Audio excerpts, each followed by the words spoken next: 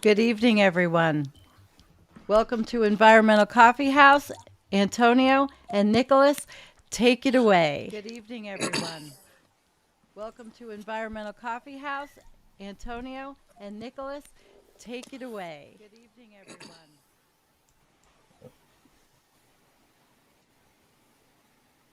All right. Yeah, I had a bit of an echo there. At least I heard one, an echo. So No, I I just did wanted to make too. sure It's, it it's was almost cleared like up. Okay. spiritual It's things happening. gone. It's gone. It's spiritual, yes. But yes, yeah, welcome to Environmental Coffee House. Um, Nick Humphrey and with Antonio Reed. And yeah, how you doing, Antonio? Hey, I'm doing well. I know that's in spite of what's happening in the larger climate scene that we're going to talk about tonight, but boy, do we have a lot in store to talk to our audience, our guests, our friends, this community tonight about what's happening as 2023 is shaping up to be certainly one of the warmest years here on planet Earth, if not the warmest year. Yeah, yeah, it really is. What's happened? We've had the hottest July on record, possibly hottest temperatures in perhaps 100,000 years based on paleoclimate records, intense heat waves. And I've been talking about intense heat waves going on not only in southern Europe, but China, Japan, southwest US, southeast US. I just recently, a couple hours ago, saw some reports of very high temperatures in Chile in their winter, temperatures at like 3,000, 4,000 feet going over 90 degrees. It's like, whoa, it's just like crazy stuff going on. So yeah, it's been a wild scene for planet Earth. Um, I don't know if you what have you noticed in your neck of the woods, Antonio. It's been rather cool here in the northern plains. Luckily, we haven't had a very hot July. We had a rather warm June, but it's been a rather cool July here in North Dakota. How's it going where you are? Yeah, so far in North Carolina, the only climate oddities that we've had so far has been the wildfire smoke that occasionally resurfaces from time and again here from the Canadian wildfires. I am an investor, and so one of the things that I invest in is electric car development, and there's a lot of EVs development happening in China, and one of the things that's hindering production development is these massive floods that have been occurring all around China due to, first of all, they just suffered four typhoons roughly hitting the same area already in the hurricane or typhoon season for them. But they're also taking a lot of inland torrential rain as well, inundating their cities. People are dying in tunnels and subways on their way home, not too different than what we were seeing last year with some of these extreme changes in the hydrological cycle. But the Chinese are actually responding to this publicly. The Xi Jinping and his ministry is talking about quote unquote climate proofing a lot of Chinese cities and making China more climate resilient to these ongoing extreme weather catastrophes.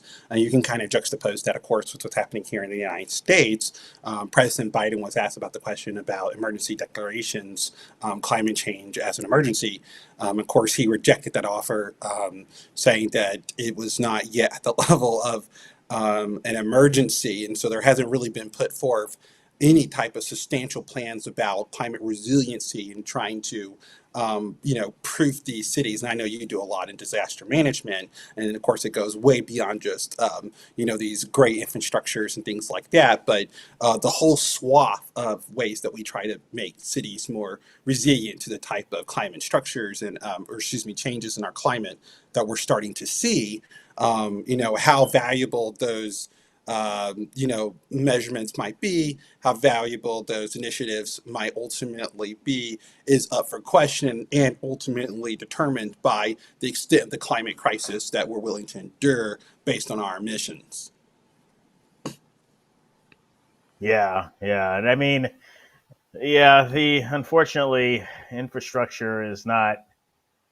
treated very well in the U.S. There's a lot of poor infrastructure in the United States, and it affects the ability for municipalities and states to be able to deal with these extreme weather events, whether it be fire, flood, and I know there's been talk in the emergency management Twitter space about this idea of issuing like disaster declarations for heat events, because Mm. presidential disaster declarations are typically issued if there's been some known and quantifiable through damage assessment, economic damage or structural damage to an area, and how do you quantify the economic damage Well, of from course, heat? I Yeah, think that's easy, yeah, right? Because it's the jurisdiction yeah, of the United States, the territorial United States, and we are getting good data in. I mean,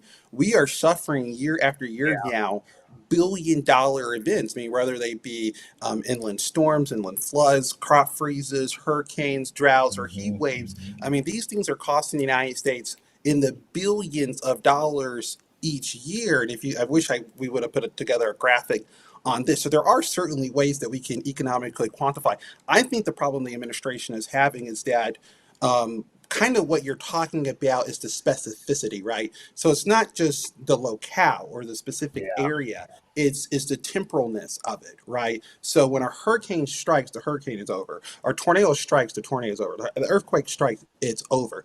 yep, Climate change is indefinite. So if you're going to declare an emergency on climate change, you're essentially declaring a new state of our civilization. Because of course we're not going to return to a pre-climate emergency state. So I think that's the ultimate type right. of philosophical legal implication that the administration's struggling to deal with. Is that we acknowledge that this is an emergency. It is going to be a permanent emergency.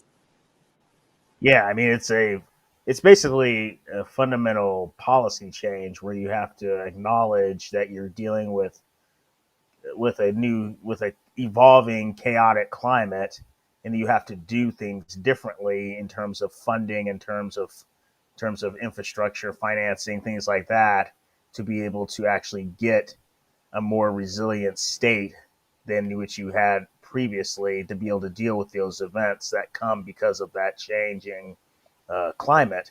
And so, it's definitely something that the government, I think, is really struggling with, grappling with right now. I mean, they're grappling with a lot of things related to climate change. We're not even close to being able to handle a lot of these significant weather events that are costing billions and billions of dollars, let alone our mitigation measures. And I'm talking about climate mitigation is has a lot leaves a lot to be desired. And so, I mean, there's a lot of issues to still work around. But yeah, the need to deal with adapting in some respects to climate change is there's still a lot left to be done on that in that aspect.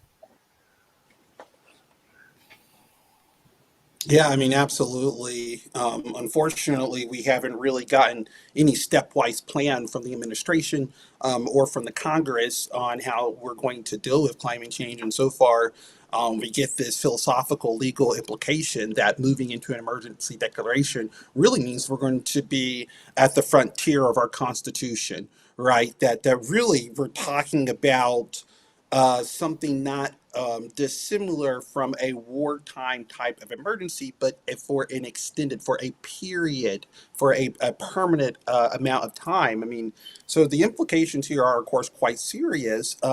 No president could step into the presidency and lift the emergency because, of course, every year during that president's presidency, the climate crisis would be worsening. And so there would be no at least reasonable cause to suspend the declaration. So we are talking about a total different state of constitutionality, social contract in society than we understand it today.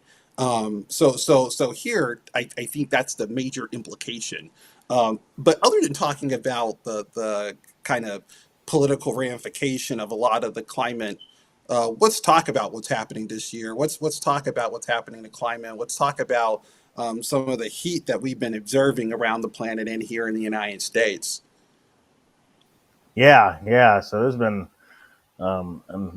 pretty spectacular heat going on. A lot of it has been heat. There's obviously been, you talked about flooding in China. I saw some video from Beijing just the other day of incredible rainfall and flooding in Beijing and greater Beijing metro area. They got like almost 20 inches of rain in 24 hours and like 30 inches of rain in 48 hours. I mean, it's just ridiculous amounts of rain from a remnants of a typhoon that moved through the area. But parts of China have been dealing with extreme heat. I think one location, it was a desert area or an arid area, had temperatures well over 115 or 120, I think, maybe in Beijing or in China. And then Tokyo's been having their most days on record over 95 degrees. So that's been very hot in much of Japan. And then obviously Southern Europe and North Africa have been absolutely blazing hot, in some cases literally blazing with fires in Sicily and in islands of Greece. Um, there have been temperatures over 50 Celsius in parts of Tunisia and Algeria, and fires in Algeria. Um, we can go to the Southwest U.S. I know Phoenix had it's the first major city in the United States to And you had a have graph on a. this too.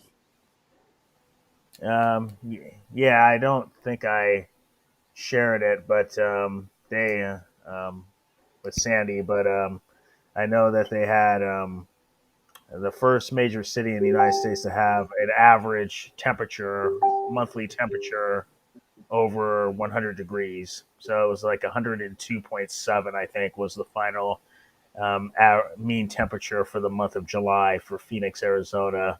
So the average high was in the mid 110s, and the average low was in the low 90s. I mean, it's just Wow. ridiculous. Yeah, I mean, you don't get much hotter than that unless you go to Death Valley. So I mean, Right. it was bad I mean, I was just reading there. a news story that in parts of Phoenix that the ERs are filling up because people have fallen on the ground and the amount of time they've been on the ground was long enough to burn them. Um, I Literally heard cook about their that. Yeah, skin. And this is happening. They're saying they have not seen anything like this. But also roads and infrastructure in the area are literally melting under the scorching heat. I mean, we're really talking about some of these areas, and particularly the southwestern United States, is becoming increasingly uninhabitable. At the point where infrastructure is starting to melt, at the point where going outside might get you a third-degree burn if you touch the sidewalk or the road or some type of surface. I mean, these are incredibly dangerous environments, and we're really, again, just seeing to keep this in perspective, a global average temperature of 1.2 degrees Celsius on average. I mean, this year, of course, is shaping up to be, and I also wanted to elucidate this for people as well. This year is shaping up to be what? Uh, Probably between 1.3 and, my God, I hope not 1.5, but we certainly have seen individual months surge beyond the 1.5 degrees Celsius above 1880. This is a good highlight, this Tokyo highlight here. Is there any way that we can zoom in there, Sandy, so we can see that a little bit more clearly? Let's see here. yeah. I don't I think don't know. it was I'm kind of gonna a try. Oh, okay. yeah, it's kind of a small. So I won't. But yeah, basically those all those red temperatures are temperatures that are at or over 35 Celsius, so 95 Fahrenheit. So it's been hot in Tokyo for much of the month of July. And I remember Um, in Tokyo, I believe it was 2020, they had a heat wave that claimed that hospitalized between 30 to 40,000 people.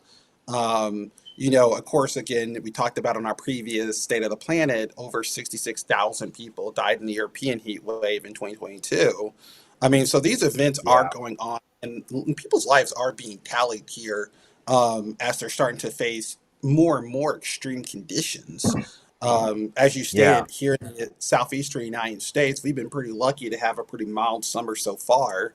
But of course, around the world, we're starting to see a lot of these places just absolutely rocked by temperatures. Just last week, I mean, look at this graph here, um, 422 parts per million. So we're riding right on up close to 450, which I think was the most catastrophic limit that we didn't want to cross. And we're adding about, between 1 to 3 excuse me, 2 to 3 ppm a year. Yeah. So we're crossing these thresholds really quickly. Yeah. I mean it, and I mean that's the thing that a few climate scientists have been trying to assert, that they believe that global warming may be accelerating, or maybe on its way to accelerating soon, because of all of the emissions that's being pumped into the atmosphere. And I actually wrote on my page a snippet about that. I was highlighting back in 2018 there was a journal article in Nature, uh, by a few scientists, writing about the prospect of acceleration in global warming. They gave like three reasons for this, and I won't read the whole thing, but basically the three lines of evidence they had was: number one, greenhouse gas emissions are still rising, and they were rising in 2018. This was 2017, 2018. This was prior to COVID. We did see a little dip in emissions during the early part of COVID, but now they're returning back to pre-pandemic levels. Um, and they expected that the rate of warming would increase from zero point 0.2 C per decade to 0.25 to 0.32 C per decade, which doesn't sound like a lot, but it definitely adds up quickly as you go as the years pass. The second reason that they had for this, and this is one of the more interesting ones that we can talk about, is the cleaning up of air pollution, aerosols. They had talked about, in this as a line of evidence, that China had reduced sulfur dioxide emissions from its power plants by up to 14% between 2014 and 16.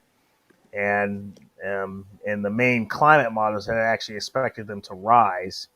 So they said that lower pollution may end up affecting the amount of solar radiation coming in, increasing the amount of solar radiation coming in, and increasing the warming rate. And they said that the shield of aerosols has kept the planet cooler, possibly by as much as zero point 0.7 C globally.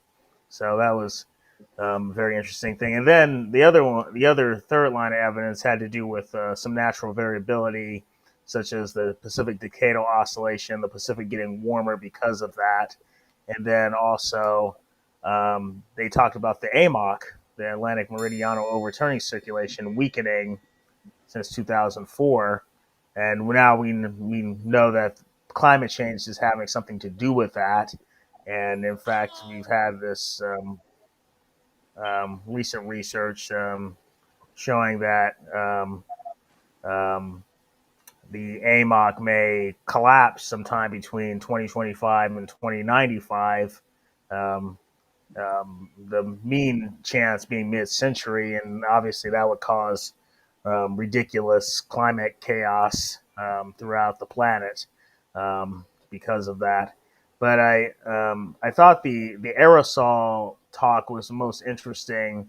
The aerosol point was most interesting because some scientists on Twitter, at least, are speculating that the reduction in aerosols from shipping in 2020, and then and much of the shipping is in the northern hemisphere and in the North Pacific and North Atlantic.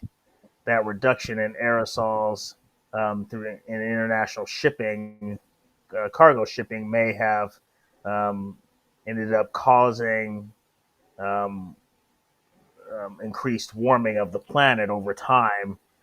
Climate system's huge, so it could take, you could see that effect over a couple of years. Um, but that's the speculation at this point. Nobody knows for sure. I saw actually this morning the Copernicus Climate Service, the European climate agency. They said that they didn't have direct evidence to suggest that that's the case, but it's too early to know for sure if the aerosol reduction was a culprit in what's going on with particularly the warming of the oceans. I mean, the warming of the oceans across the planet is spectacular, but James Hansen, has also recently talked about the idea that global warming is going to accelerate. And he stated, for much of the same reasons, that there's been a reduction in aerosols, and there continues to be a reduction in aerosols, and that would cause the planet to warm, at maybe up to 0.3 C per decade, which again would add up quickly. You'd have in a 10-year average, us reaching 1.5 C by 2030, and 2 C by the early 2040s, and maybe 2.5 C by 2050, and or higher. So I mean, that would be obviously devastating for the planet. This is kind of like a double-edged sword, because we have to, as a result of reducing our emissions, we will also reduce particulate matter in the atmosphere, which will cause this accelerated warming. So we're locked into the situation where we're going to be having significant warming, no matter what we do. But if we do the right thing, it will cause the planet to warm quite a bit more on a faster rate, on a faster trajectory. I know that Sandy had a video for us that she wanted to play of Dr. Michael Mann, and what he has to say about a lot of the climate crisis that we've already elucidated in our conversation, this colloquy so far. But Sandy, if you could pull that up for us so we can hear what the mainstream scientists, the man, so to speak, are saying in regards to the ongoing climate crisis. The scorching heat wave in this country is part of an alarming global trend, as Phoenix marks its 25th straight day of temperatures above 110 degrees. Research shows the entire planet is warming at an accelerated pace. In fact, the 10 warmest years on record have all happened since 2010, including 9 years in a row. Experts say this month is on track to become the hottest month since records started. To help us understand all this, we're joined by climate scientist Michael Mann, author of the upcoming book, Our Fragile Moment: How Lessons from Earth's Past Can Help Us Survive the Climate Crisis. Michael Mann is director of the Penn Center for Science, Sustainability, and the Media at the University of Pennsylvania. Good morning, Michael. Good morning. Great to be with you guys. A framing way of looking at this summer that has struck me is people saying it's a hot summer and it's likely to be the coolest summer that we experience going forward. What does that mean to you? Yeah, well, it means that's the trajectory we're on right now. As we continue to burn fossil fuels, put carbon pollution into the atmosphere, we're warming the planet. We're getting a little bit of an extra kick this year from an El Nino event. It's a natural warming in the Pacific Ocean that actually warms up the whole planet a little bit. So you can think of that as a little extra octane, added to the fuel of human-caused warming. And that's part of why we're seeing such extreme temperatures. But a big part of it is the fact that the planet is warming, and it will continue to warm until we stop dumping carbon pollution into the atmosphere. It's more than just it's summer and it's hot. And I know a lot of people are saying, well, it's our new normal. We're just going to get used to it. You say it's not the new normal. It's the new abnormal. Yeah, we call it the new abnormal to convey the fact that, first of all, this isn't normal. If you turn on your television set, read the headlines, we're seeing unprecedented floods and heat waves and wildfires that, are doing real damage now. So dangerous climate change has arrived. And here's the reason it's not a new normal. New normal makes it sound like we've arrived in a new situation. We just have to figure out how to... This should have happened anyway, yeah. Exactly. We can adapt to it, figure out what to do. But it continues to it's a moving baseline. It will continue to get warmer, and we'll continue to see more extreme weather events if we continue to burn fossil fuels and pollute the atmosphere with carbon. And as alarming as this all is, it's not unexpected. Climate scientists have been warning about this for quite some time, but there is such new urgency for this moment right now. How would you describe where we are right now? Yeah, so amazingly, climate scientists, including James Hansen here in New York City, NASA Goddard Institute for Space Studies, which sits on top of Tom's Diner of Seinfeld fame. Decades ago, he made a prediction of how much warming we would see if we continued to burn fossil fuels at historical rates. And his prediction was right on. The predictions were right on. So here's what I say to people. The truth is bad enough. We're not in a runaway warming scenario. We're not at a tipping point with the climate. We're pretty much where the models said we should be when it comes to the overall warming of the planet. But we're seeing the impacts of that warming, and some of those impacts are exceeding what the models predicted. Let me grab that from you. Something like the jet stream, which we all thought worked a certain way, maybe doesn't work the same way it used to because of climate change. Yeah, and it's something that our group has actually done some research on. It turns out to solve, this problem, to figure out how global warming influences the jet stream, it involves some of the same math that was developed in the early 1900s to solve problems in quantum mechanics, the behavior of matter at the smallest scale. But what we're talking about is the behavior of the atmosphere at the global scale. And without going into the details, the pattern of warming of the planet slows down the jet stream. So you get more of these stuck weather patterns that just sit in place day after day over Phoenix, Arizona, or raining in the eastern U.S. And it's that stuck nature that gives you these extreme, heat events, wildfires, floods. And that's part of the problem. And the climate models haven't done a great job in capturing that. So some of those impacts are actually worse than the models predicted. Real quickly, you've said that this doesn't mean there is nothing we can do. And some people are saying it's over, I can't worry about it. What can people do? Because it isn't the end of the road here. There are steps people can take. That's right.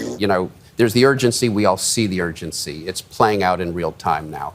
But there's agency.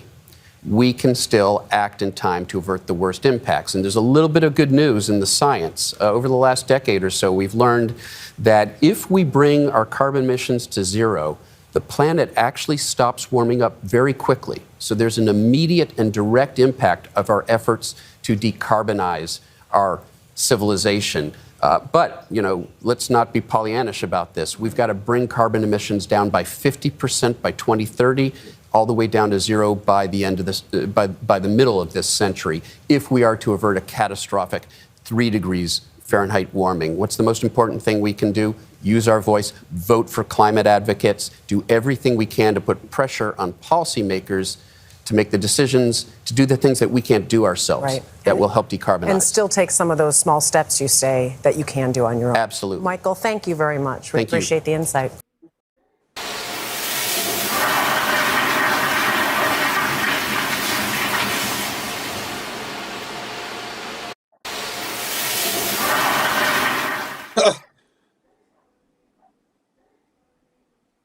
Okay. All right. So that was Michael Mann's kind of lay down. And, for the most part, obviously I agree with a lot of what he said, but I do actually take aim, and Nick, please give us your opinion on this as well. But I do take problem with what he said kind of toward there at the end that, we've gotten some new study that shows us that if we reduce our carbon dioxide emissions now, the residual warming will stop much sooner than we originally had thought. I'm not exactly sure what study he's referring to, but I've not seen a plethora of studies that indicate that. So this is kind of an interesting point because Michael Mann is quick to point out in other situations where, this is just one particular new study that says this, but we have to remember there's a body of work that we have to keep in mind. So I would also bear that point in mind here, that the body of work so far shows that if we were to stop our emissions today, we would have at minimum 10 years of warming left, or at max, 30 years of additional warming. And that's a result of the radiative forcing of our carbon dioxide that's collected in the atmosphere. That's not a result of, for example, of reduced albedo. So presumably, as the world will continue to warm due to our carbon dioxide emissions over that 10 to 30 year period, we would also see continued deglaciation, both in the mid latitudes, the tropical regions where they are, and of course in the polar regions. And that deglaciation would lead to a darkening of a planet, and the darkening of the planet would lead to continued warming. And that continued warming could have other effects as well. For example, releasing more carbon dioxide and methane from the permafrost, which would have the effect of actually continuing planetary emissions and thus continuing warming.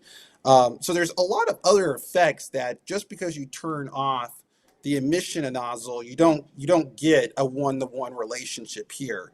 So I take issue there, that the warming would cease sooner. He didn't really say, he didn't give a time range there, but I take issue with the idea that the warming would cease sooner than 10 years.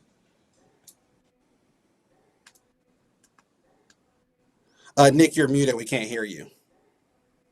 Sorry, thank you. Yeah, I heard about this a couple of days ago from another climate scientist he's very active on Twitter. His name is Zeke Haasfather. He posted about this very same thing on Twitter, actually, where he said that if the emissions are dropped to zero, and he didn't say necessarily net zero or zero, he just said zero, then what would happen is that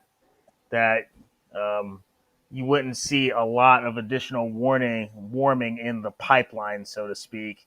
And basically, what would happen? This is just what the model suggests.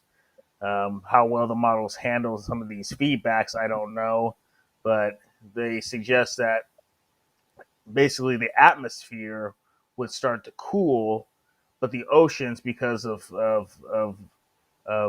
delay in heating, would continue to warm for some time.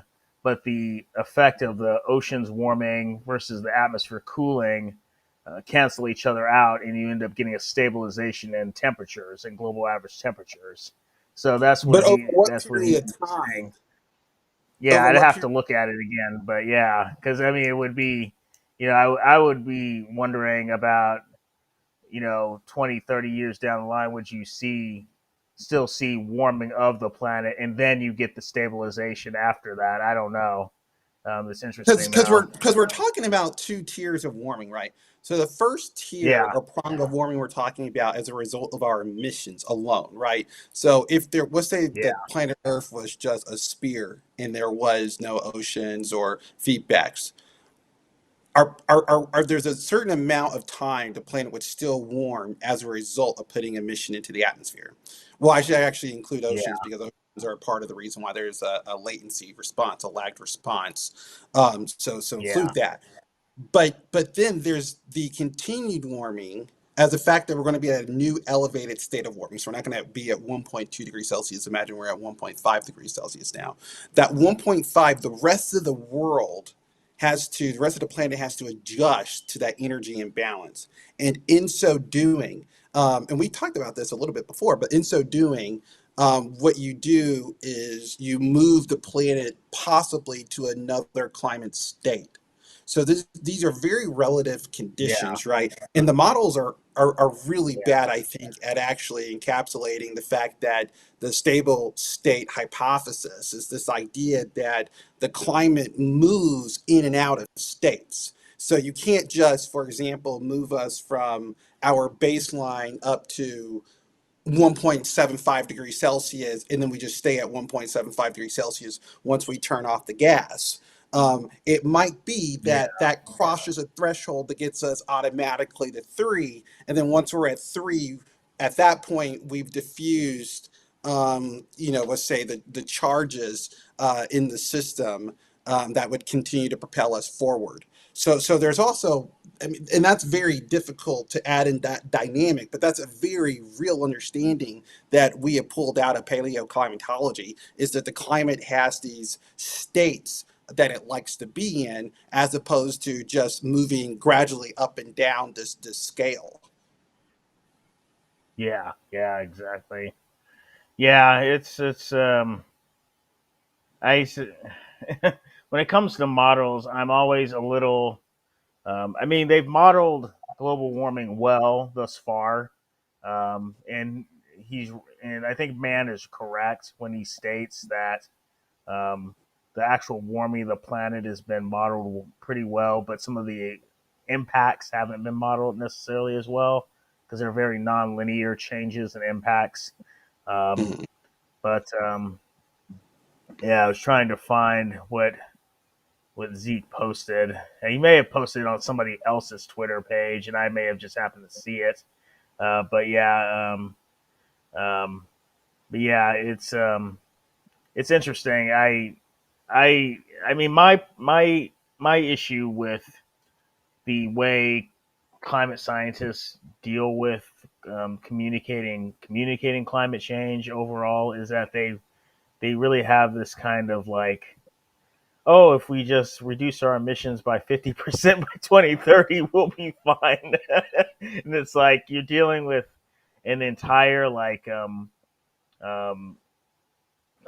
not only political infrastructure but social infrastructure or society, political infrastructure, and and this gets more into economics, but basically a ruling class of very rich people that don't want to do that, that don't want to do anything like that, because it would destroy their everything that they've had for all these years, decades, centuries now of industrial revolution. You have people that have gotten rich off of oil. You have people that buy off politicians all around the world to stew um, political denial. First lies, then denial, which is based on lies, and then delay, or things like fairy tale things like carbon capture and storage, which is not even close to the scales that would be needed to do the things that we want it to do. And so yeah, it's the social political realm um, that doesn't really seem to be touched by climate scientists, and I get that because they're climate scientists. That's what they do, is climate science. They just report what they know, the facts of what they know, and they try to get people to understand what's happening. But a lot of people just either don't get it, or they're confused about the seriousness of it, or they don't have the psychological agency for the seriousness of the crisis that we're in many cases. And that's not helped by the political sphere that doesn't take it seriously. I've heard all sorts of issues with Biden, about in terms of and Obama on fossil fuel growth, the growth of fossil fuels. And we just saw in the UK, Prime Minister of the UK is going to issue more licenses for North Sea drilling. It's just like all of these things where we say there's a crisis, or there's a problem supposedly, but nobody wants to deal with it, and we do all these other things to to continue the growth of fossil fuels and not keep it in the ground. And I mean, IPCC, for as conservative as they've been perhaps conservative as they've been on the science of climate change, um, they make it pretty clear that you have to keep the remaining reserves in the ground. You can't be burning more. Otherwise, it's going to blow past 1.5. It's going to blow past 2. And I mean, we're on that way of going to 3 or 4 degrees. Um, Maybe, perhaps much sooner than the end of the century, if some of these feedbacks are as aggressive as they could be. So, I mean, Yeah, I don't have as many issues with Mann as other people do, but overall, I'm very wary of these very um, um, these statements of we just need to do this and we'll be fine. Not because necessarily the science is wrong, but because it flies in the face of these political realities. And I mean the social movement to get change is nothing like the social movements of the past, where we fought against, say, segregation in the U.S., apartheid in South Africa. You had the Arab Spring. You had all these movements for change in various ways. This is nothing like those because you're fighting against an industry that's literally powered civilization for 2.5 centuries, and they do not want to go away quietly. And And it's also yeah, I about mean, how harm and violence is manifested, right? So, in those past, mhm. when it comes to women's rights, or when it came to slavery, or when it came to labor, I mean, these are revolutions that have been quite bloody in the American past. They presented a clear and present danger to the people who had to bear witness to a lot of the revolutions of those times. Here, climate change is first, it's intellectual, it's abstract, it's this big ominous thing that's happening in the background, that's happening, quote unquote, slowly every day, that's happening. We're just talking about the wildfires in Canada, we're talking about heat in Arizona, and we're talking about Carl in Florida, and we're talking about floods in China. And all of that seems big and grandiose and quite magnificent. But it's not here, it's not home, it's not you, it's not your family.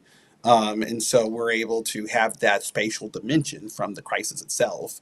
But slowly we're Mhm. actually starting to see, and of course, people like me and you are quite aware that this was eventually going to happen, that the climate crisis would continue to ensue. It would get so bad that it would be at everybody's front door. But of course, allowing it to get that bad to allow the most rich, the most insulated, the most privileged, the most wealthy, the most disconnected people in the history of human material wealth, which is mostly the developed nations, leading in the way by obviously the United States.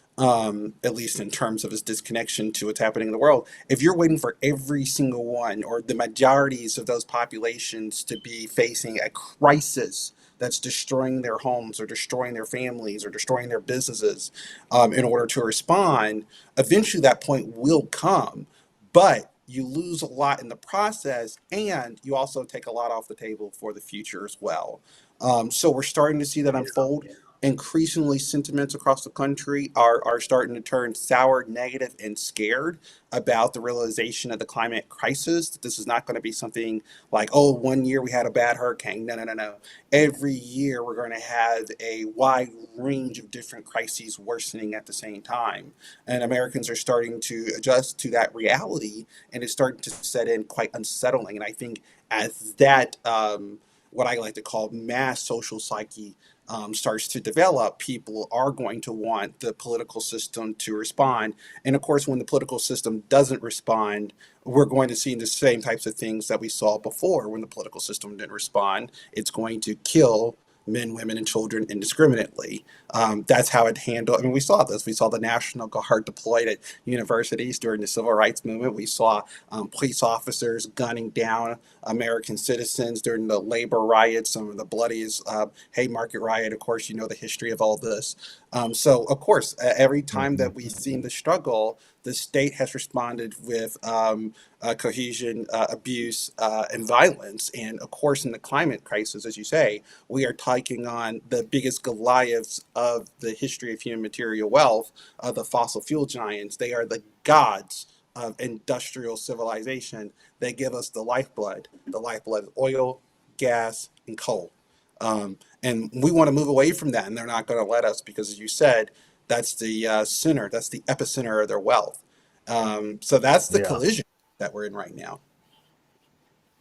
yeah, yeah, yeah. And I get the feeling that it's gonna get ugly, both for those most vulnerable and for but eventually for us up here who are in better, well, economic positions, perhaps, it's going to get very ugly very quickly. And I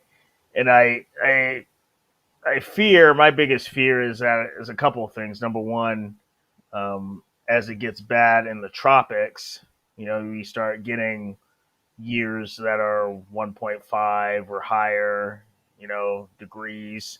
The tropics are going to start getting very hot, and you're going to start seeing a lot of heat deaths down in the tropics, and people are going to start trying to escape the tropics because of heat and drought, and they're going to be coming up here, and you're going to see a crisis, a migration crisis, evolve in the United States that looks nothing like we're dealing with now. With all the with the legal immigration, you're going to see a huge number of people coming up from the South and in both Europe and the United States, and maybe China will start dealing with those people too, from India and from Southeast Asia, where it will get very hot and dry, and And the I sea just don't level is know rising how as those. well. Yeah, the sea levels rising. Yeah, yeah, Bangladesh. Yeah, and I just don't know um, how those countries are going to handle the treatment of those people, because that's really going to be, I think, the first huge impact for the so-called global north is going to be the direct impacts on the global south and all the people coming up north to try to escape the wrath of heat and drought and fire that they'll be facing. Um, yeah, yeah, There's a lot of conversation already about this happening at FENI and Asian. I mean, part of this is the center to the conversation is, we're talking about all these low island countries. First of all, they're going to be impacted by the increasing climate, the changes in the hydrological cycle, strafing hurricanes, and of course, increases in the sea level. So those are obvious candidates that are going to be affected by displacement. But there's also going to be people who are going to be inland who are affected by displacement, as you're talking about, whether it be because it becomes too difficult to develop agriculture, or the air, the conditions there where they are just become too inhospitable. Whether it might be, we're going to start to see large changes in where our human population starts to move, both internally. So here in the United States, we're going to see massive changes, demographical changes across the southwestern United States, the southeastern United States, places like Arizona, Phoenix, southwestern California. I have something to play for you guys if you'd like to see it. Okay. sure. Hang on, I'll play it. It's right with this conversation.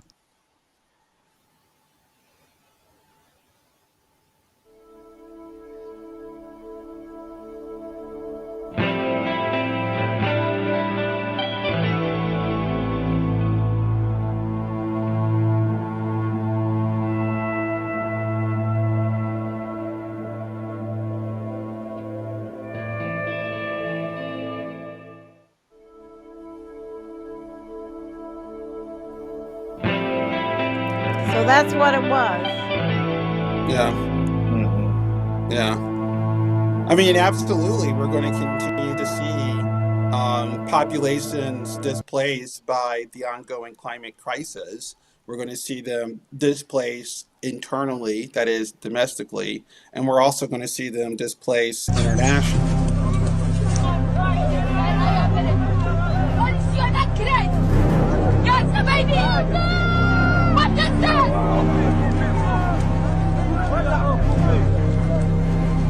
This is Michael's fault, supposedly. Is this propaganda? Yeah, I would say so. So we have to see what's they- out there too. Well, I mean, Yeah, let's yeah. okay. Well, first of all, let's say it's not propaganda. Let's take this as reality. What does that have to do that Hmm. Canada is facing some of the wildest fires that we've ever seen. What does that have to do with the heat waves that are going on?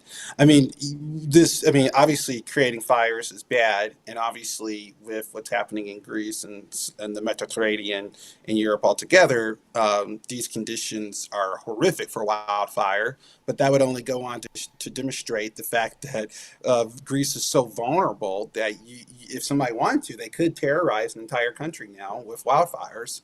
If you had a well orchestrated group of people that were able to do that. But of course, why is that propaganda?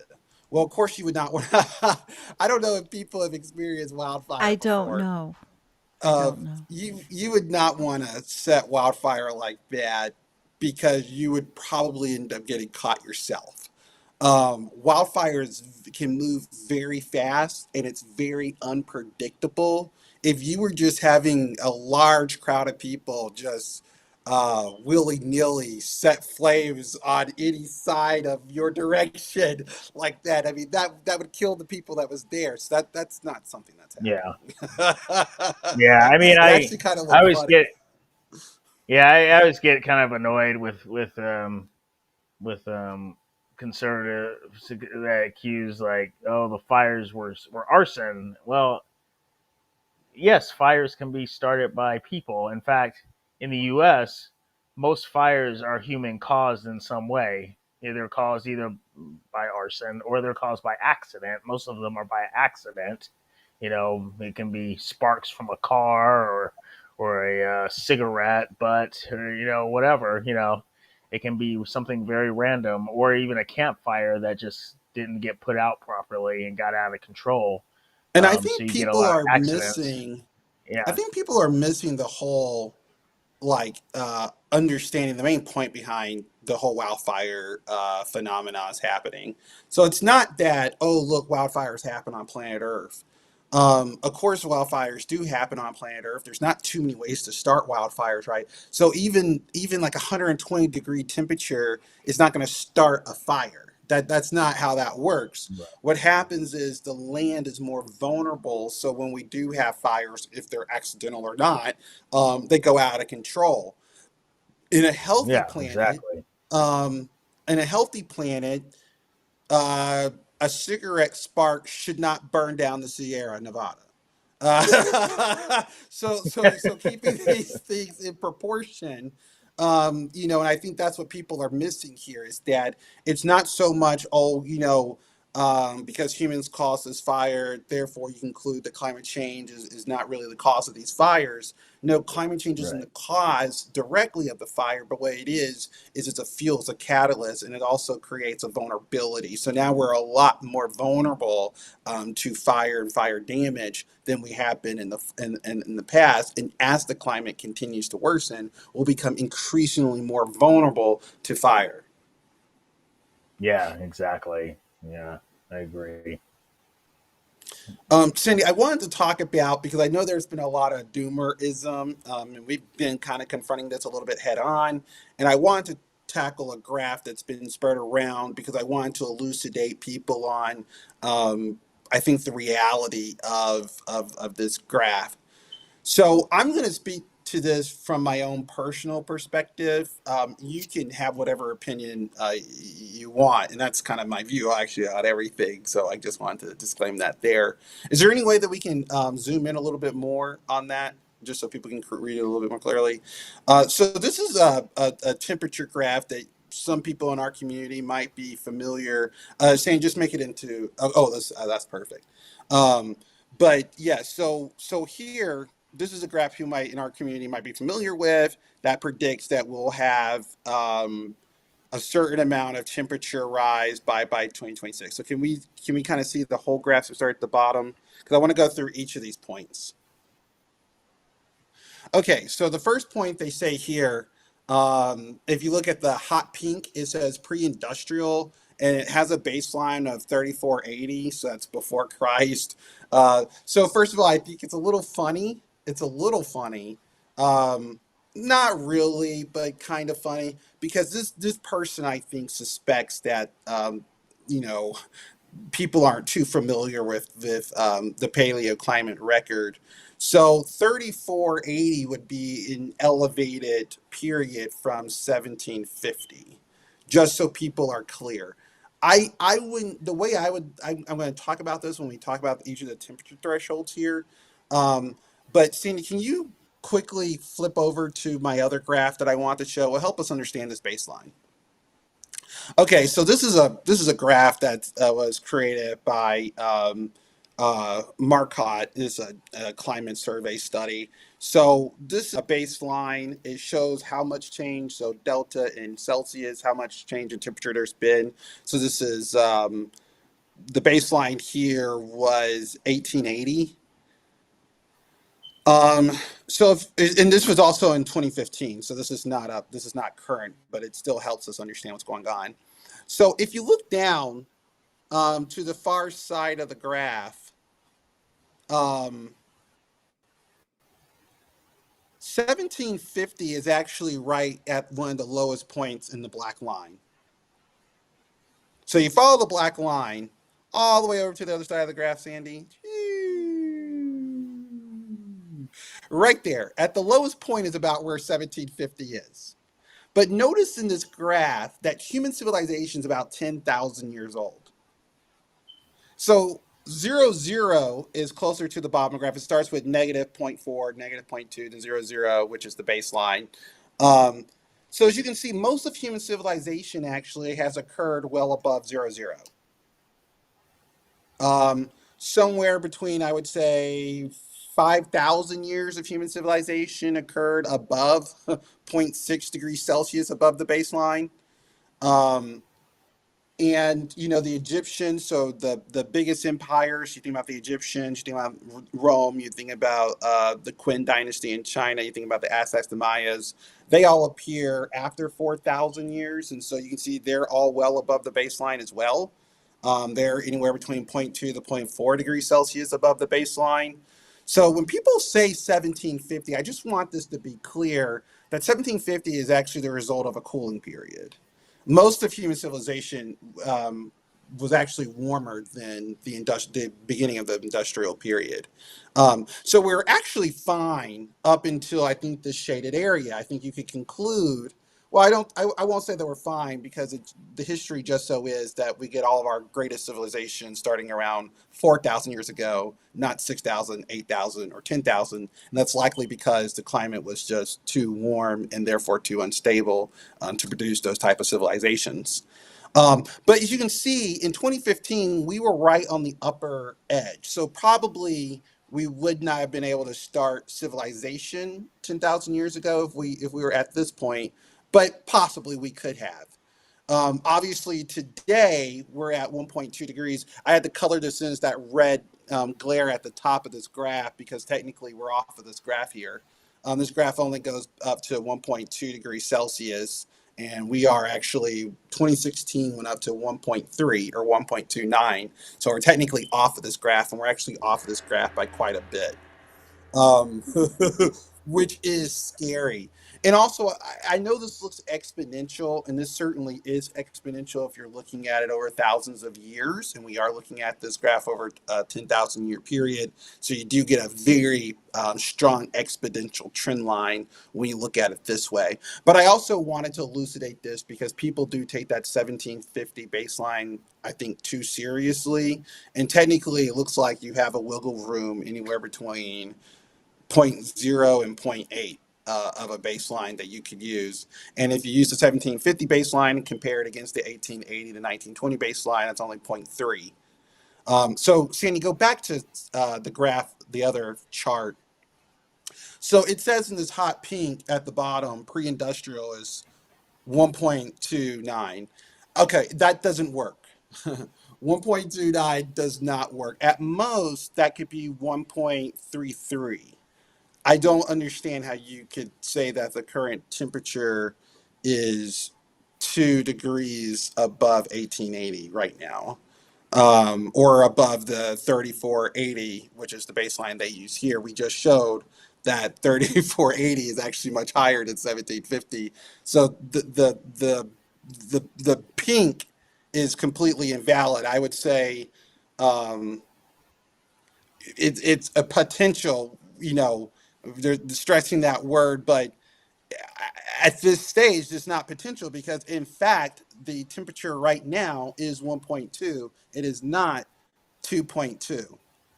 So even when you calculate it in for the 1750 baseline, the temperature is 1.5 degrees, not not 2 points. So I don't. So again, that whole pink I would dismiss. At best, it could be 1.5 degrees. The dark purple, the CO2 up in 2026 uptake. Well, we are just talking about this now. It's a little bit controversial. I would say it's probably closer to zero point 0.3, but what is 0.2? I mean, we could. Well, by 2026, and it's 2023 now. Actually, I wouldn't even say it's 0.3. I mean, I would say that's like point zero something, like 0.7 point. So 0.07. So quite a bit lower than 0.5.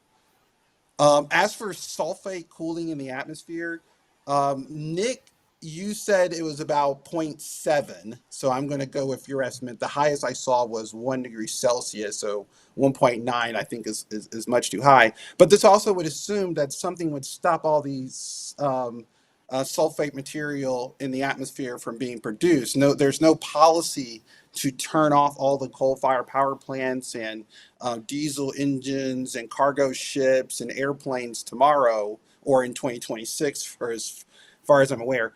As for the CO2, black and brown carbon, NM, VOC, let's just accept that. I unfortunately, maybe Nick can help us understand a little bit what that is. It's a type of soot in the atmosphere. Um, okay, I could accept that, but here we're only at most 2 degrees, not so still below the hot pink. Then let's look at the orange. The data that I've seen from the albedo effect so far, and I'm going to ask, I'll shut up at the end, but the albedo effect I've seen so far, Nick, is that it's contributing somewhere between 25 to 33% of the current warming. And so that would mean that the albedo effect is worth somewhere between 0.26 and 0.34, something like that, of a degree. Maybe a little bit higher because we're at 1.2, but so that's that's well below the 1.6. I mean, we would talk about the additional albedo from snow, ice, and wind and ocean changes. I don't know if that's supposed to happen in 2026. Ocean changes. Is that the shutdown of the AMOC happening in 2026? I don't know. But at least albedo certainly wouldn't represent 1.6 degrees Celsius by 2026. Seafloor methane, I don't know. I feel like in order for somebody to say seafloor methane will potentially cause greenhouse gases, I think you would have to potentially know if there was going to be a release that would be equal to 1.1. I mean, you could potentially get a release equal to zero point 0.2.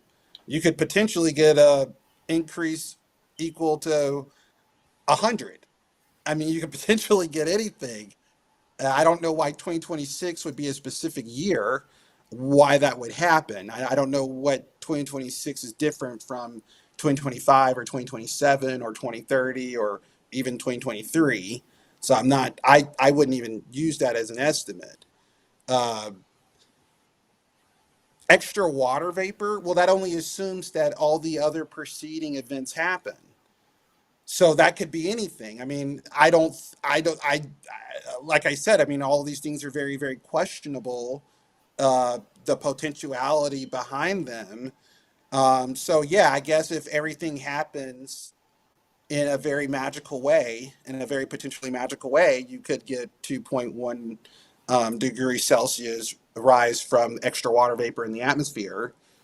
And then there's a catch-all point, which might be the most realistic catch-all, which is the 0.35 further greenhouse gases in the atmosphere. I think that's literally the most realistic estimate on this graph is the 0.35 contribution. Now, I'm not saying that these things won't contribute to the warming. Of course they will, but not nearly to the degree that's being estimated here. And then cloud feedback. Nick, you know more about clouds than I do, but again, this is potentiality. So the only reason why this cloud feedback would kick in is assuming that the potentiality that these other things manifested already occurred. So I'm assuming those things would not occur because I don't think that physics is magical.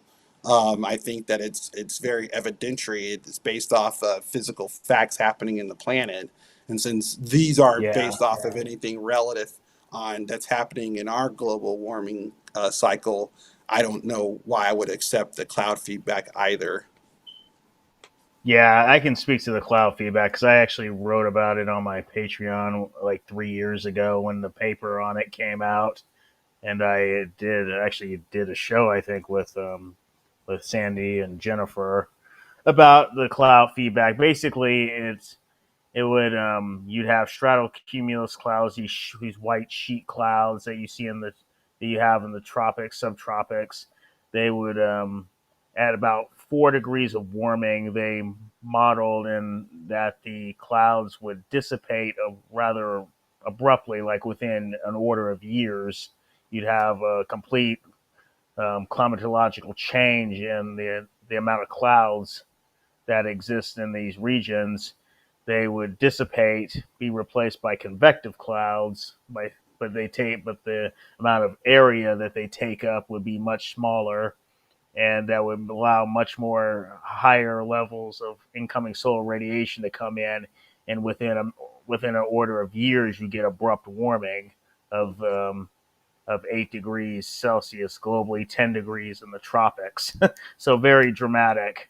Right, but this wouldn't This is happen yeah, until but it would this have to feedback. Yeah, yeah, it would just really have to quickly. happen when you get warming of 4 to 5 degrees Right. already. Yeah, So that's what I'm saying. yeah, So it assumes that those other feedbacks have drastically taken place. I mean, here right. it says, I mean, this is overlapping, so it's not clear, but it says around 10 degrees, you might get that. But because it's overlapping, it could actually happen sooner. But again, that assumes that, these things would be happening. As I stated Yeah, before, the potentiality of these things are so low, they don't really correspond to the episode of climate change that we have. But I think all of that's irrespective. I think that people have to keep in mind that 1.5 degrees Celsius is a nightmare. 2 degrees represents basically the end of our civilization. 3 degrees would throw us to a apocalyptic scenario, and 4 degrees really would represent something like extinction for our species here on planet Earth. Not necessarily extinction, because again, thinking about things scientifically, that's not how you don't think about things as 0 or 100. You don't know how things play out. But I just want to elucidate people to have a much more academically minded approach to some of the data that you're encountering out there.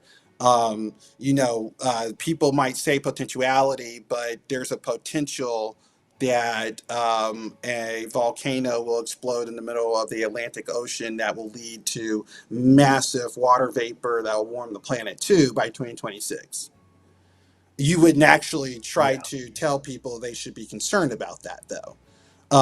So here, I think that I disagree with that chart a lot more than I would, for example, disagree with Michael Mann. With Michael Mann, I took issue with one point, and that was how quickly the warming would cease after our emissions. Here, I took point with literally every single point on the graph, starting with the baseline temperature, which was more than a degree Celsius over where I think it should be.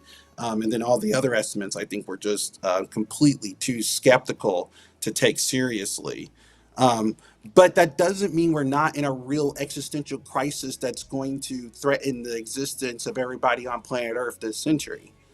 Um, so I think people have to calibrate reality to the facts happening on the ground. What's happening on the ground is we are undergoing an abrupt climate crisis due to our industrial activity. This climate crisis is manifesting itself in warmer ocean temperatures and warmer surface temperatures. On a 1,000-year timescale, you are talking about an extreme exponential change in global average temperature. In a century timescale, you're talking about a linear change that is increasingly becoming superlinear. And that superlinearity, by the way, is very, very scary. Would I imagine become increasingly more exponential if, in fact, we do reach these upper temperatures by the end of the century? But again, I think people have to understand the whole game about climate change is staying below 2. If you go below 2, you lose. So any degree over that is, I just think, philosophical conversation. It's completely irrelevant to anybody here on Earth today. The only relevant conversation is staying below 2.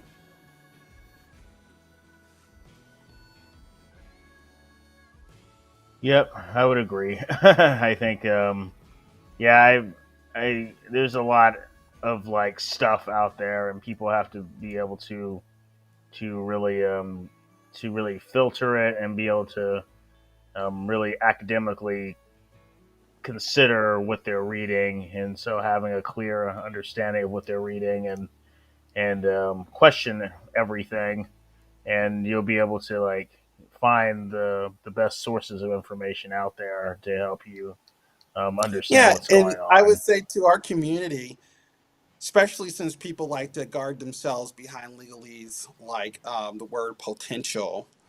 Um, if you guys want, just throw stuff like that at us, and we will dissect the realisticness of its potentiality, and hopefully put to shame people who are pulling such erroneous potentialities, together, okay? Because we want to make sure that the concerns that we're articulating here are based in fact and reality, not based in potentiality, right? I'm not actually that concerned about the potentiality. That's why I keep on bringing back people to the attention that we're at 1.2 degrees Celsius today, and look at the type of violence we're seeing in the climate system.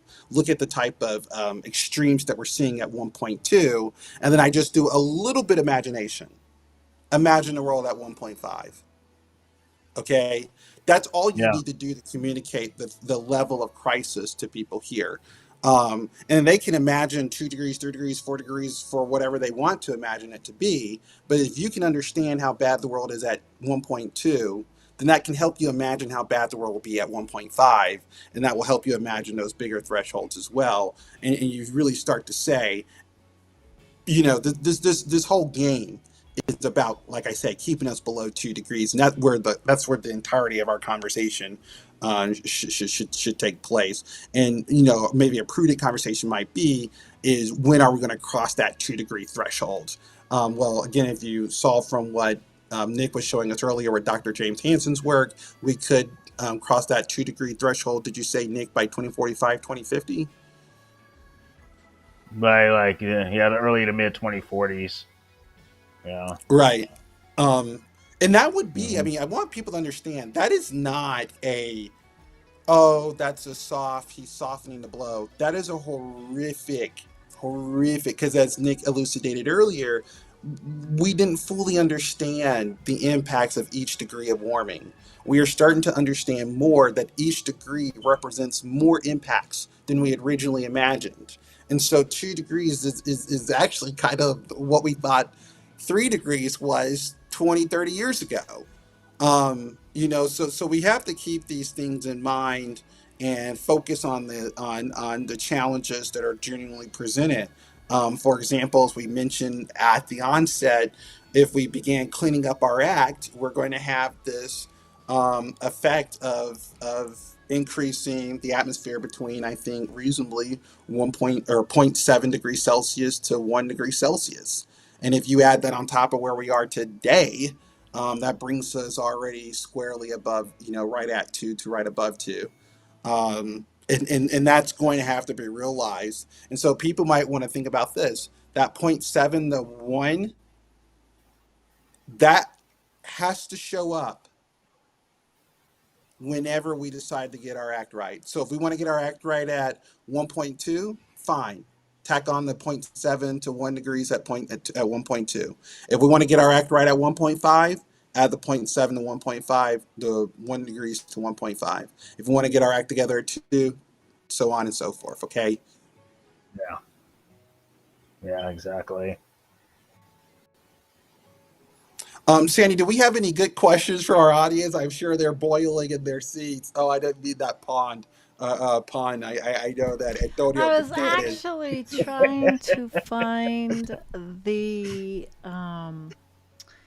quote by the new IPCC chair. I didn't. I remember. Yeah, I the new had. chair, because it's not Yeah. Antonio Guterres. Did you want They to don't like read that? Guterres. They say he speaks too radically. Well, let's see here. It was. I wrote it. I wrote it to you guys, so I Oh guess Oh, yeah, you yeah, did. I could read it. yeah. Sure. Let's see. I gotta find it. Antonio Guterres. I love his name, by Yeah. the way. No, but this is the new guy from the IPCC. Yeah, I know. I don't This like is that guy's different. name. And Yeah, I got it. I got it. okay, read it. Yeah. If you constantly communicate the message that we are all doomed to extinction, then that paralyzes people and prevents them from taking the necessary steps to get a grip on climate change. So, Professor Jim Skia, newly elected head of the IPCC. Yeah. I don't know. I got some things I can Well, say about this. yeah, the head Go of the ahead. IPCC is different than the head of, the Conference of Of the Parties. UN, yeah. Yeah, so that's a little Yeah. bit different. But yeah, Nick, you give your opinion Yeah. first, But and I'll say what I have to say about that. yeah, so I mean, number one, not all doomers believe necessarily or accept the idea that we're going to become extinct. It's for me, extinction's definitely a possibility. Can't get it out of our minds that we're biological creatures and we have limits. But just thinking about this for a second, I, and there's been several journalists, journalistic people, or that write about climate change, or climate scientists, like this one, but also others that have talked against, try to talk down or talk badly about doomers, as we call ourselves, I guess. And I'm just trying to think, like, the idea that it spurs inaction. Number one, most people that self-identify as doomers are usually doing something of some sort. They may be activists. They may be doing things. They may be, I don't know, vegans. They might be doing things for other things related to restoration, nature restoration. They're doing all sorts of things related to climate that are related to climate and climate activism. So number one, they're not enacting. They're acting in some way. And But what, Nick, besides if I can just elucidate that point, and I'll shut up again. But typically, people who are doomers are in fact doomers because they're the most active and the most aware on the topic. yeah, So it's yeah, almost it's almost kind of counterintuitive in what people might think. Antonio, yeah, Sam's yeah, made a yeah. comment here about that graph. One more time, the Marcotte graph is incorrect due to seasonal bias, with which even Marcotte himself had acknowledged. Well, Sam, I'm glad that you're willing to. Oh, I can't beat him up. Well, Sam, I'm No, glad. Well, Sam, we can love you tell us Sam. what's wrong? I mean, what you say seasonal bias. So, do you want to give us a better temperature graph? I mean, that graph was pretty consistent with the sort of temperature rises that I saw. So it might be like 0.00012 C off. Um, but I don't think that that in of itself is that controversial. It certainly isn't a whole degree Celsius off. That would be ridiculous. And of course, the graph that you put forth shows that it's a degree Celsius off. And of course, everyone rejects that. So I would certainly want to see if you could put forth a better. That's another thing that people should be aware about. I was actually debating biblical interpretations, and uh, interpretations is just something you do of a data set. So what people ought to do is look at two different data sets and see what is the best interpretation of this data set. Um, if something is 0.0012 C off, and I'm just making that off, but I'm making that up because I'm imagining that it's such a very small marginal error that we're talking about here, but then compare that to the error that we just elucidated, an entire degree Celsius off. And I'm just talking about what they say the current temperature is, because that's not a potentiality. You can't say the current temperature is potentially something. No, the current temperature is exact. It's a question in fact. And Sam Carana's graph there is hilariously wrong in fact on what it claims to be the actual temperature up to 2023, the present temperature. The present temperature is not 2.2 degrees Celsius. 2.29 degrees Celsius above pre-industrial. That doesn't make Wasn't any it? It sense. was someone else's graph, Marcotte. Yeah, the Murcott graph, which I guess he's trying to show that Okay. 1750 was quite a bit warmer, but 1750 wasn't zero point 0.8 degrees Celsius warmer, and Right. it wasn't a degree Celsius warmer. So the point that he's trying to elucidate just doesn't make a lot of sense here. Um, I mean, if he wants to comment a little bit more, I would love for Sam Carana, by the way. Sam, I know if you're out there, show us your face. No, Please come Sam's on, or never gonna no, do talk to it. us through a black screen. You can talk to us through a black Yeah, that screen. would be awesome. We would love And you that. can even have the little alien voice thing, the alien voice box. If we want to hear your voice box, but please, I mean, I would love to talk about this because, again, I want to see. I want to qualify the potentiality of some of the comments that you've decorated yourself But there's in. a lot of good stuff, I think, on the Facebook page. But I that's think there's a lot of important things that people should look at and mm-hmm. read, but also there's a couple of widgets in there that I would take out. And this is one of the widgets that I would take out because I don't know why I don't know. I think it hurts Sam Turan and it hurts your effort, hurts the community if they don't have the appropriate tools to analyze what's happening in front of them. And that particular item just isn't a good tool to analyze what's happening in our climate system today.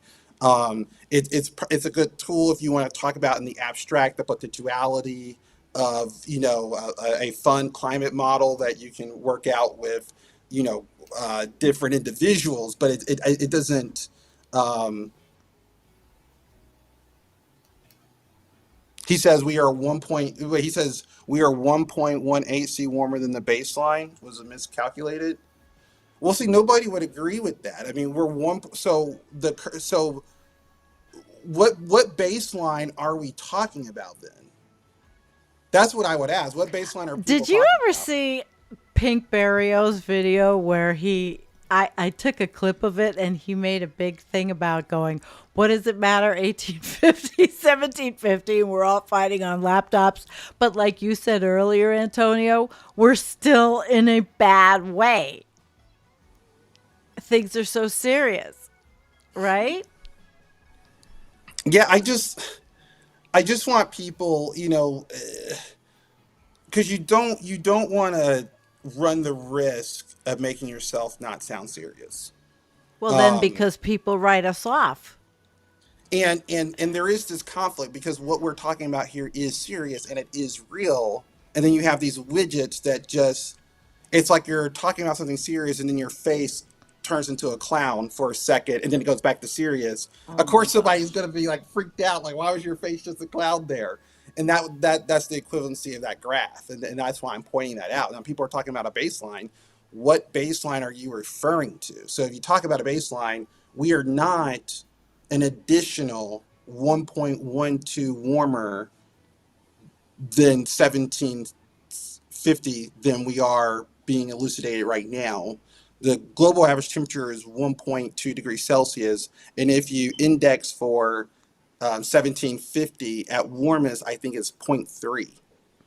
So that would bring the global average temperature up to 1.5 degrees Celsius above 1750. Okay, I've got a question. Why are we talking about temperature when we should be talking about rates of change? Who wants to answer that?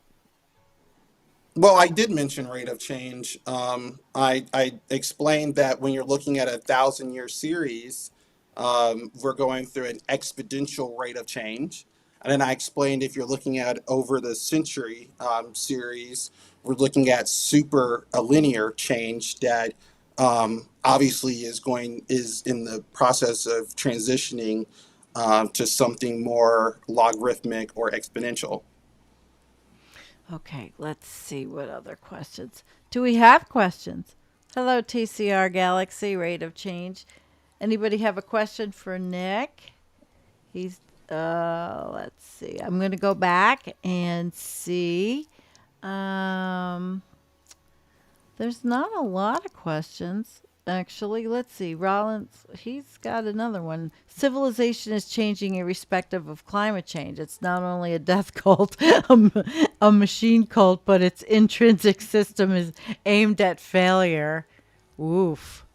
Yeah. Well, I agree there. Yeah. I completely agree with that. Yeah, that's about what he's been on the show. Yeah, it's pretty scary. But anybody have any commentary back to what Antonio was talking about? And I know that people are taking the gloves off with this, but I mean, we're still communicating that the crisis is beyond existential, and that it's hyper immediate, hyper urgent, and in my personal understanding of it, will likely result in the collapse of our civilization before the middle of the century. Um, and I mean, again, that's heavy to think about, but as you saw, even from the Mercator graph that people still want to disagree with, um, it doesn't take a lot of warming to get outside of our baseline, to get outside of the zone for our civilization in the first place. Um, How about Nadia's question? Let me get I back didn't up. see it; it disappeared Yep. right as I looked at it. Look at Liu et al. 2014, the Holocene temperature conundrum. Did you guys read that? No, I haven't, Nick. Okay. Sounds like one to look at. Thanks, Nadia. Sounds familiar. Yeah, sounds Thanks, familiar, but I Nadia. don't know about it directly in my head. Yeah, I wonder what the Holocene conundrum is. I mean, I could pull up a graph of another graph. I mean, it's pretty easy to find that stuff there. Well, and climate teacher, hi, climate teacher. Any ideas on how ecosystems can adapt to such rapid changes? Nick, that's a good one for you. Any ideas? Well, I mean, they really can't. I mean, you're talking about 10,000 years of change in the matter of like less than a century or half a century. I mean, they just can't. I mean, the coral reefs are on the verge of extinction. I mean, they don't. Nobody talks about it that way but I mean, we've lost like 50% of corals globally in the past, like going on. Well, it was 30 years ago in the mid 2010s that I heard that statistic.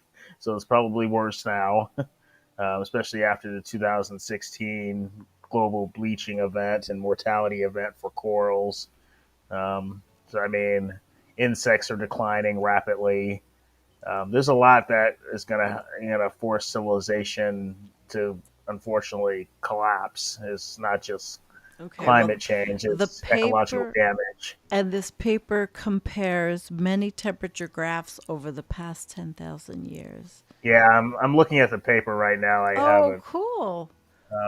Yeah, Yeah, I'm looking at reading another it. paper from Stefan Ramanoff, Ramsdorf? and yeah, sorry, Restoff, yes, and I'm looking at it, and it's pretty. I mean, it matches up with the Marco, graph that I showed earlier. So I'm not exactly sure. It's updated actually to 2019, and this time NASA is also part of the ensemble. And that's straight from GISS. Well, So I maybe can we'll actually, have to bring this up for the next show. I mean, we Sure. certainly can, but I can only tell people that the degree difference is going to be well below, even if there is an error. I mean, by the way, Servant Arrhenius in 1859 was able to predict the global average temperature based off our carbon emissions of 1 degree. So the idea that someone in the modern era would be a degree Celsius off with their climate is kind of is a little funny to me. I had imagined if there is an era, it's a very, very, very slight, minute era. But I would still like to talk about it. Um, but it would probably, in my estimation, and we're doing this online, so people can hold me to it. I imagine that the era is going to come in at well below zero point 0.2. Um, I would say even below zero point 0.1.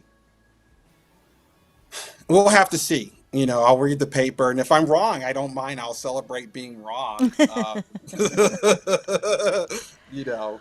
All right. Well, guys, we've been an hour and a half. So I thought this was a very spirited show for sure. Yeah, I like the flow of this one. Yeah. Yeah, Yeah, it was because good. you were on a roll. Nick, would you like to, who would like to close? I'll leave it to Nick. Oh, wait, we got one more question. Oh, it's giant curve. All right. Uh-oh. Antonio, how do you predict humans living situations like post-civilization? That's a good one to end with. Yeah, and I think that's reasonable, right? I don't think that's a bad question to ask because, first of all, it doesn't demand a timeline. And then second, our civilization is going to collapse at some point due to climate change, particularly if we go above 2 degrees. And since there's a super high likelihood we'll go above 2 degrees, I think it's reasonable to talk about how do you think humans, because they won't all go extinct, obviously, just because civilization collapses. A lot of people will die. In fact, I would say the majority of humans. But remember, if 1% of humanity lives, that's 800 million people. So that's Okay. still a lot of people on the planet. Yep. And how would that 1% live? Well, they would probably live because we have lost control. I would assume we weren't geoengineering, so we lost control of surface weather pretty much, the surface climate, and it would become increasingly inhospitable to humans. But we've already taken the liberties of building massive underground cities in all of the major countries on the planet. And I imagine the people of resources would live out of those cities and they would travel to the surface. And they would be able to travel to the surface routinely. And we Being on the all surface- will die. And at that. Yeah, so I mean, they would. I mean, unless they created some way, because they could still technically geoengineer from their bases to But stop the only warming. way they're going to want anybody from the lower classes is that as their servants. And that wouldn't even happen in this scenario because we'd probably be at a time where robotics would Yeah, be absolutely. available. Oh my God, we could get into so much I free know. Talk about association the of all this. potentiality, right? Oh, The potentiality. Yeah. All right, I want to give Nick a little time to wrap it up. Wrap it up, Nick. Yeah, I don't really have much else to say. It's been a good show. Obviously, we're dealing with a lot with climate change. We did get above 1.5 for July relative to pre-industrial times. So we pretty much got a taste of the future when it's like this every month, every year. But obviously, we would hope that our governments do something, but they won't. I'm being very very pessimistic in this one. I don't have any expectation that anything is going to change, and that we're going to drop 50% of our emissions in 7 years and all that nonsense. I think we're going to continue just because of the state that we're in, and that's the wealthy care about themselves and no one else, and we have a lot of people that are not very that are just now maybe perhaps becoming aware of the seriousness of climate change, but a lot of people aren't aware, and maybe justifiably so. They're dealing with other things in life, and hoping that their governments care about them and protect them in some way. But unfortunately, that's not happening, and climate change will continue to get worse over the next 20, 30 years, and we'll see sadly the extinction of coral. We'll see the extinction of many insects, vertebrate species, and collapse of civilization. So that's your ending. That's the end of the show. There's the end of the show. And good night. And good night, everybody. Thank you for coming. We really love you. And honestly, good night. Good night. Good night.